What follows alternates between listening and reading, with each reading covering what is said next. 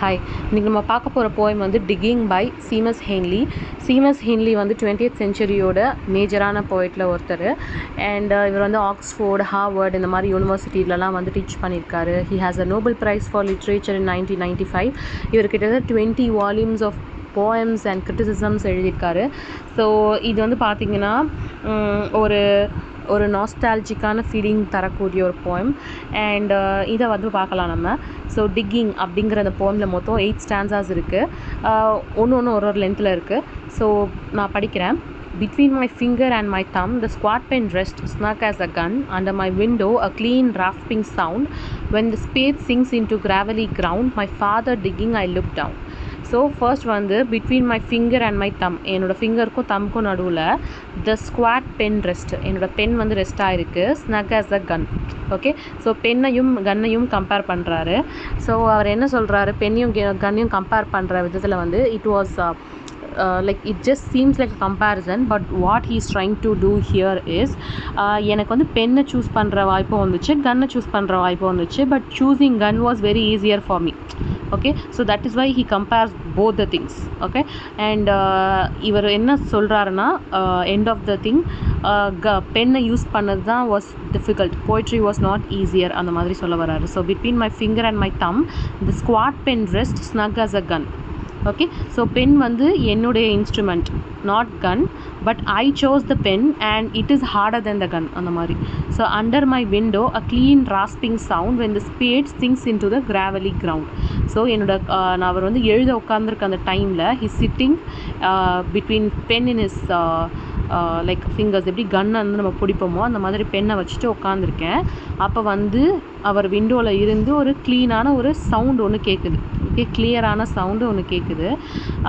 என்ன சவுண்ட்னா, ஒரு ஸ்பேட்னா தெரியும்ல, அந்த மண்ணை தோண்டி எடுப்பாங்கள்ல, அந்த ஸ்பேட் வந்து கிராவலி கிரவுண்ட், கிராவல்னால் அந்த கல் இருக்கும்ல, ஜெல்லி கல், பிளாக் ஸ்டோன்ஸ், அந்த கிராவலி கிரவுண்டை ஹிட் பண்ணுற அந்த ஸ்பேடு வந்து அந்த கிரவுண்டில் அப்படியே குத்தி மண் எடுப்பாங்களா, அந்த சவுண்ட் வந்து கேட்குது அப்படின்னு வந்து சொல்கிறாரு. ஸோ இவர் வந்து அந்த சவுண்டை வந்து தான் மென்ஷன் பண்ணுறாரு. அவர் எழுத உட்காந்துருக்கும் போது, பெண்ணை பிடிச்சி எழுத உட்காந்துருக்கும் போது he hears that sound.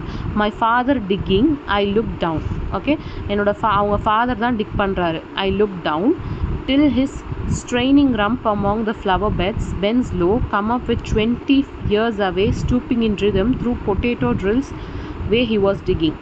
So இது வந்து இப்போ நடந்தது இல்லை, 20 இயர்ஸ்க்கு முன்னாடி நடந்தது. ஸோ இவரோட அந்த சவுண்டை வச்சு அவருக்கு வந்து ஒரு மெமரி ட்ரிகர் ஆகிற மாதிரி காட்டுறாங்க. வேர் ஹி ரிமெம்பர்ஸ், அவங்க ஃபாதர் வந்து ஸ்பேடை வச்சு தோண்டி வந்து அந்த பொட்டேட்டோ வந்து ஹார்வெஸ்ட் பண்ணுற மாதிரியான அந்த நினைவுகள்லாம் அவருக்கு வருது. ஓகே, ஸோ இதுதான் அவரோட அந்த சவுண்டை கேட்டோன்னே அவருக்கு அந்த மெமரி வந்து ட்ரிகர் ஆகுது. அண்ட் இன்னொன்று பார்த்தீங்க, நெக்ஸ்ட்டு பார்ப்போம். The course boot nestled on the lug, the shaft against the inside knee was levered firmly. He rooted out all the tall tops, buried the bright edge deep, to scatter new potatoes that we picked, loving their cool hardness in your hands. By God, the old man could handle a spade just like his old man. So அவங்க அப்பா வந்து அந்த பொட்டேட்டோவை harvest பண்ணுற அந்த ப்ராசஸை வந்து சொல்கிறாரு. So வந்து லைக் எல்லாமே எப்படி வந்து லெவல் பண்ணுறாங்க, எப்படி வந்து அந்த ஒழுங்காக அதை ப்ராப்பராக பரி பண்ணுறாங்க, நியூ பொட்டேட்டோஸை எப்படி எடுக்கிறாங்க, அதை கையில் எடுக்கும் போது அந்த அந்த ஃபீலிங் எப்படி இருந்துச்சு, அதெல்லாம் வந்து எக்ஸ்பிளைன் பண்ணுறாரு. And by God, the old man could handle a spade just like his old man. Old man அப்படின்னு சொல்கிறது அவங்க அப்பாவை. அவர் என்ன சொல்கிறாருன்னா, ஓல்டு மேன், அதாவது எங்கள் அப்பாவால் ஸ்பேடை ஹேண்டில் பண்ண முடியுது just like his old man. அப்போ ஹிஸ் ஓல்டு மேனுன்றது இவங்களோட தாத்தா. ஸோ எங்கள் தாத்தா மாதிரி எங்கள் அப்பாவாலேயும் அந்த ஸ்பேடை வந்து சூப்பராக ஹேண்டில் பண்ண முடியுது அப்படின்னு சொல்லி இப்போ அவங்க தாத்தாவையும் சொல்கிறார். ஸோ நெக்ஸ்ட் வந்து பார்த்திங்கன்னா, my grandfather cut more turf in a day than any man on the Torner's bog. Once I carried him milk in a bottle, cropped sloppily with paper. He straightened up to drink it, then fell to right away, nicking and slicing neatly heavy swords over his shoulder, going down and down for the good turf digging. So இவர் என்ன சொல்கிறாருன்னா, இப்போ grand ஃபாதரோட memory trigger ஆகிடுது. என்ன சொல்கிறாருன்னா, நான் வந்து என்னோடய கிராண்ட் ஃபாதர் வந்து இந்த டர்ஃப்ன்ற சென்ஸ் இவர் சொல்கிறது வந்து பீட் மாஸ் அப்படின்னு சொல்லுவாங்க. தமிழில் வந்து பாசி மாதிரி இருக்கும். ஓகே. ஸோ அதை வந்து என்ன செய்வாங்கன்னா கோல் இருக்குல்ல, அடுப்பு கறி, அதுக்கு பதிலாக யூஸ் பண்ணுவாங்க அங்கே. ஸோ அதை வந்து அவங்க கிராண்ட் ஃபாதர் என்ன பண்ணுவாங்களா, ஒரு சாதாரண ஒரு ஹெல்தி மேன் வந்து கட் பண்ணி எடுக்கிறத விட அவ்வளோ டஃப் வந்து அவங்க கிராண்ட் ஃபாதர் வந்து கட் பண்ணி எடுப்பாராம். So it talks about how strength, எவ்வளோ அவரோட ஃபிசிக்கல் ஸ்ட்ரென்த் இருந்துச்சு, எப்படி அவங்க வேலையை அவங்களே பார்த்துப்பாங்க அப்படிங்கிறத பற்றி பேசுகிற மாதிரி இருக்குது. அண்ட் நான் வந்து ஒரு வாட்டி அவருக்கு வந்து பால் எடுத்துகிட்டு போனேன் குடிக்க. அவர் வந்து கடகடன்னு அதை குடிச்சிட்டு he got back to his work which is digging அப்படின்னு சொல்கிறாரு. So it tax about his grandfather and his memory. Next வந்து பார்த்தீங்கன்னா the cold smell of potato mold, the squench and slap of sloggy peat, the curt cuts of an edge through living roots awaken in my head, but I've no spade to follow men like them. Okay. So இப்போ என்ன சொல்கிறாருன்னா, அன்னைக்கு அவங்க பண்ணது, அவங்க அந்த harvest பண்ணுற அந்த மெமரி வந்து அவர் மைண்டில் வந்து it's still so fresh that அவரால் அந்த பொட்டேட்டோவோட மோல்டு, அந்த அந்த ஸ்மெல், அந்த ஹார்வெஸ்ட் பண்ணும்போது படக்கூடிய அந்த ஸ்மெல், அந்த அந்த மாஸை வந்து ஹார்வெஸ்ட் பண்ணுறாங்களா, நோண்டி எடுக்கிறாங்க, அந்த மாஸோட ஸ்மெல்லு, அது எல்லாமே எப்படி இருக்கா அவரோட மைண்டில், அப்படியே வந்து ஸ்மெல் வந்து அப்படியே அவருக்கு வந்து ஃபீல் ஆகுதான். அவ்வளோ மெமரி வந்து அவருக்கு நேற்று நடந்த மாதிரி அவ்வளோ கிளியர் கட்டாக இருக்கான். அந்த ஸ்மெல்ஸ் கூட அவருக்கு ஞாபகம் வருது அந்த மெமரியை பற்றி யோசிக்கும் போது. ஸோ அவ்வளோ பளிச்சுன்னு வந்து அந்த மெமரி அவரோட ஹெட்டில் இருக்குது.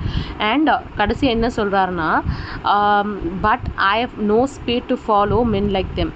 ஓகே. ஸோ என்னோடய ஃபாதரும் கிராண்ட் ஃபாதரும் வந்து ஸ்பேடை வச்சு வேலை பார்த்தாங்க. ஆனால் எனக்கு வந்து என்கிட்ட எனக்கு வந்து அவங்கள ஃபாலோ பண்ணணுன்ற அந்த அவசியம் வந்து ஏற்படலை அப்படின்னு சொல்கிறாரு. தட் இஸ், அவங்க 2 பேரும் அவங்களுக்கு பிடிச்ச வேலையை பார்த்தாங்க. They were happy. But what makes me happy is holding the pen like a gun and waiting to write. Okay. So அப்படி தான் நம்ம அதை ரிலேட் பண்ணிக்கணும். ஸோ டிக்கிங் அப்படிங்கிறது வந்து ஒரு நாஸ்டாலஜிக்கான ஒரு போம். அண்ட் அவங்களுக்கு லைஃப்பில் வந்து சந்தோஷம் தரக்கூடிய விஷயங்களை அவங்கவுங்க பண்ணுறாங்க, நானும் எனக்கு பிடிச்சதை பண்ணுவேன் அப்படின்னு முடிக்கிற மாதிரியான ஒரு போம். ஸோ இது வந்து அவங்களோட ஃபாதரையும் கிராண்ட் ஃபாதரையும் ரீகால் பண்ணி சொல்லக்கூடிய ஒரு நாஸ்டாலஜிக் ஃபீலிங் தரக்கூடிய ஒரு ஒர்க் ஆஃப் போம் இது. ஸோ நான் வந்து அவங்கள மாதிரி ஸ்பேட் யூஸ் பண்ண மாட்டேன். But I use the pen to do whatever I like அந்த மாதிரி.